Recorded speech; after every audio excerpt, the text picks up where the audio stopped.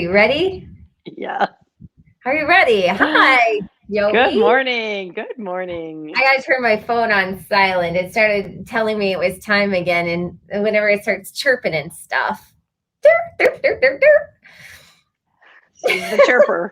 It is a chirper. Okay, so welcome, you guys. Of course, those of you that are watching, this is the Morning Muffin Show. I'm Jennifer Cotis, your host.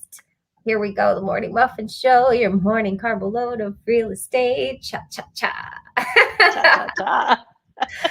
Somebody asked me, Jody, Her the other singing gets day. better every week.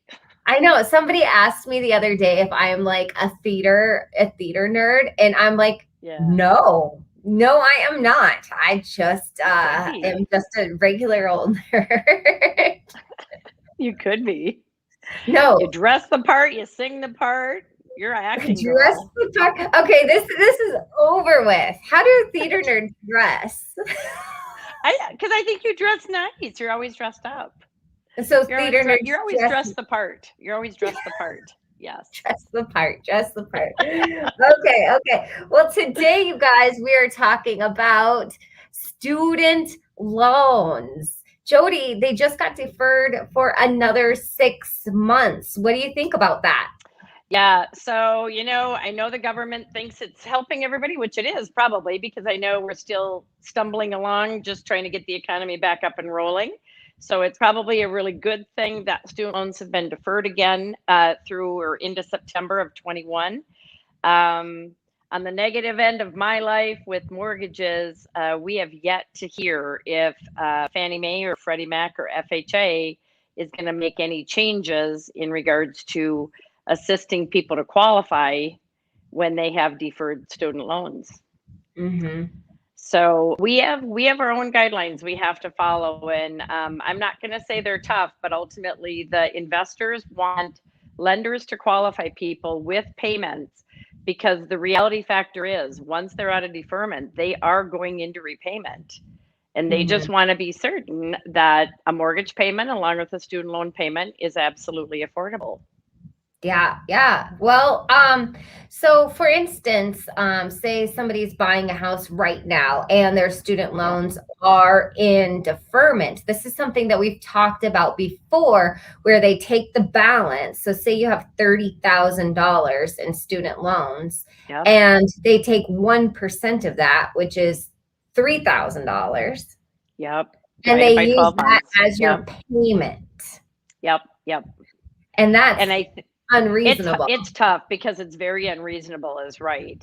And Mm. so ultimately what we have done, so FHA right now I think is the tightest qualifying. They definitely use the 1% factor. Fannie Mae will use 1% factor, and Freddie Mac, the other conventional investor, actually went down to a 0.5% factor. So that would be a um, $1,500 payment. Yeah. So, well, on 30,000, it would be 300, not 3,000, because 3,000 would be 10%. Oh yeah, Okay. I'm a little slow. No, Sorry. that's okay. But Where's my ultimately, coffee? it's still a pretty high payment. And so here's what right now the conventional loans will allow for is if you were in an income based payment plan prior to deferment, we can use that income based payment.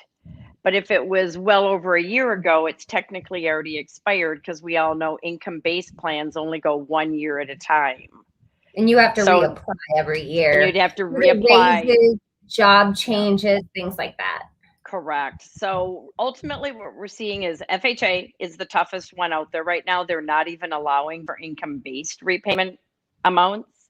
They want 1% period end of story.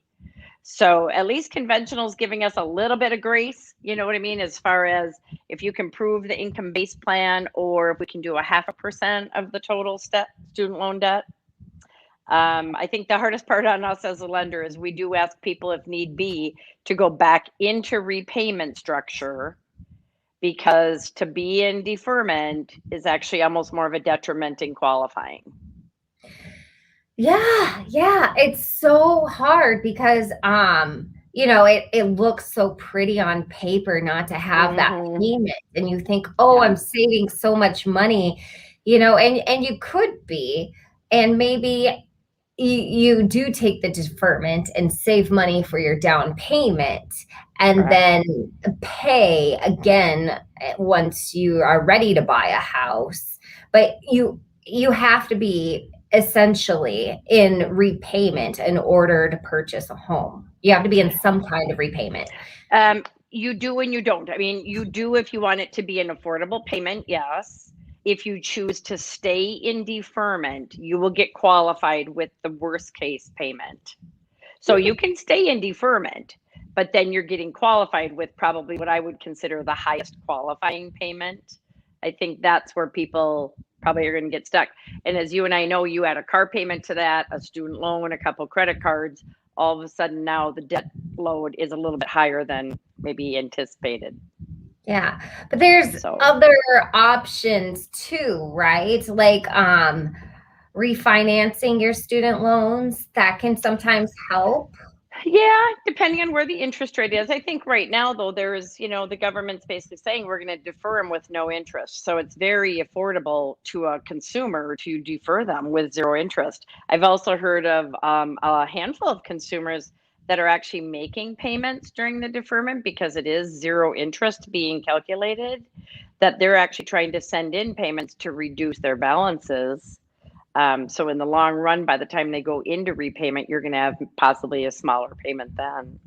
That would be nice. So yeah, so that ends up being done. I've definitely heard of people doing student loan defer or refinances. You know what I mean? But ultimately, yeah, if they're in deferment with a zero payment right now, we have to do some serious consulting as far as during the mortgage qualification process to decide what's the best situation for you right now. Do we put them into an income-based, repayment? Do you qualify with the max payment, even though you're not making it? So, yeah. That would be nice too. Like if you do qualify with the max payment, it would be, obviously your debt income ratio would go up and what you qualify for would then come down. Yep, a little bit. So, and that's what I mean. I think you have to make that choice. But like I said, all in all, in the end result, the investors are really hoping that that's what consumers are looking at, because in the end, you are going to have a student loan payment and you are going to have a mortgage payment. So they just are trying to say, be prepared. We don't want you to fail the minute your student loan payments kick in. Yeah.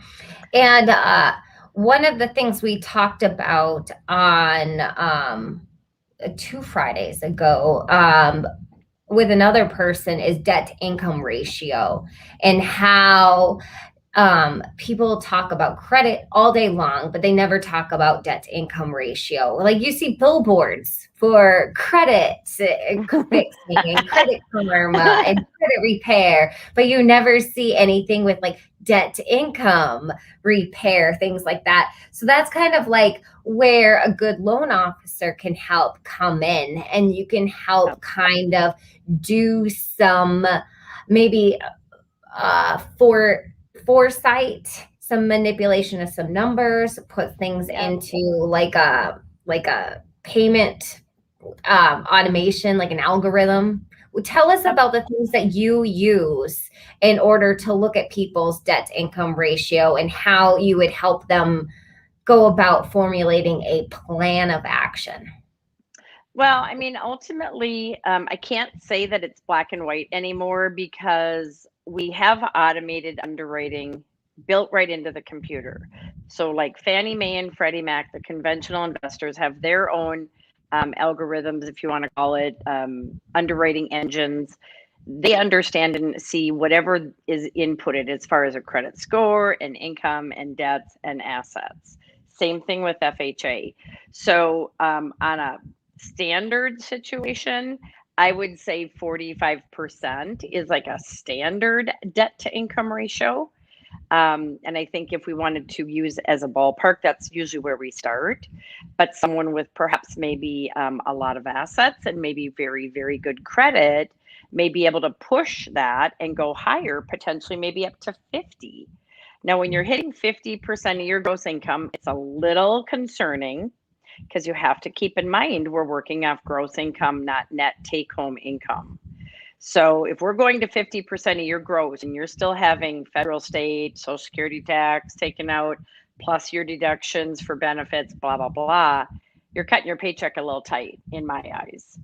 But ultimately, what I do is if someone's very heavy on debt, that ultimately is going to affect how much of a house payment you can qualify for. And so someone who's carrying a lot of credit card, a lot of car payments, student loans, whatever it might be, I think the plan of attack obviously is to one, consult and talk about, is there a possibility of getting some debt paid off?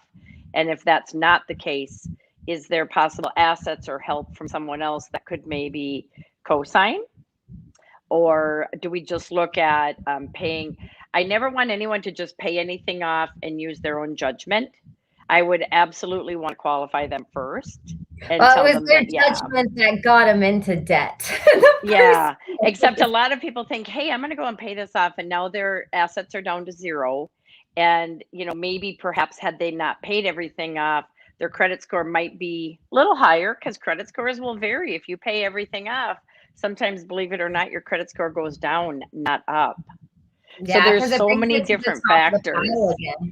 Yep, you got it. So I just try to tell everybody, consult with a mortgage person and ask them what maybe the best advice might be. Someone who's got plenty of experience that has seen these situations kind of come and go, that we're not going to say that we're experts, but I would say someone who's very experienced is going to be able to give very good advice on a debt to income situation. Well, and yeah, so you're able, I love that. Like, we're going into tax season. This is something you and I have talked about before, where, you have this payment or if you do your taxes and you get this like reimbursement. Yep. Right. And then you can use that to pay stuff down.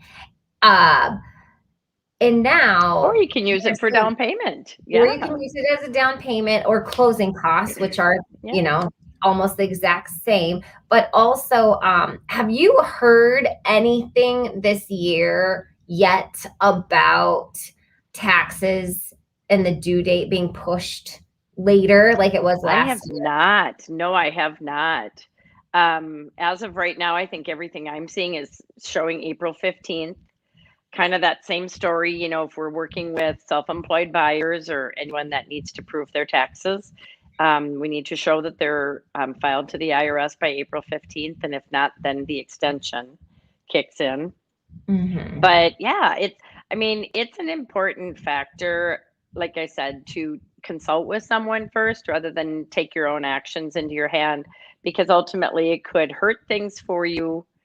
I'm not saying, like I said, we're experts, but I think it's just smart to consult with someone first before you actually go spend that money or do something. Like you said, you've got these great programs you could enter in. What if you did this? What if you did this? Yep, absolutely. Yep. And you just try different things and you're like, I found the magic number for you. This is what we should do. And you form this team, you form this plan, this goal, this alliance. I love it. I love it. Yeah. And it is. You're like, it's your little team working together to make this transaction come together. So maybe it doesn't happen in the next 30 days, but maybe it happens in the next 3 months or 6 months. And I'm very committed to people that want to work with me and towards that, because it's a goal that we're all in together. We all want to get you a house. We all want to make it work for you. So, yeah. Yes. Okay. So student loans, you guys, if you're out there, if they're in deferment and, you got another 6 months planned, to talk to a mortgage professional. If you are thinking about buying or purchasing a home in the next few years, or if, it's on the horizon at some point in time, it is cheaper than renting right now still. Prices are going up, but it's amazing what you can still find. Absolutely. I just sold a condo or a townhome condo type thing and to a single person renter. And they were looking at a 2-bedroom rental in the Woodbury neighborhood being over $1,200. And it was in terrible condition. hands down. And that was the cheapest end. And she was like, Jen, I have to buy. And I'm like, yeah. And that's such good words to hear. Jen, I need to buy. I know. I'm like, oh, I get it. I get it. Okay. So you guys, if you're out there, if you got student loans, if you're thinking Yep. about deferment or refinancing or consolidation, and in the eyes of long-term goals, housing, talk to a mortgage professional, have them help you figure out a plan of attack. And happy tax season, Jody. Absolutely. And feel free to call always for questions. That's what we're here for, is to help guide you through it. It's true. It's true. All right. Well, tomorrow is Town Hall Tuesday, and I don't remember. I think we're doing, me and VDAM are doing something to talk about St. Patrick's Day that's coming up, maybe. Woohoo! There you go. Irish cities on the horizon. All right. Well, you guys have a great day. Thanks for joining us today. I will. I will talk to you soon.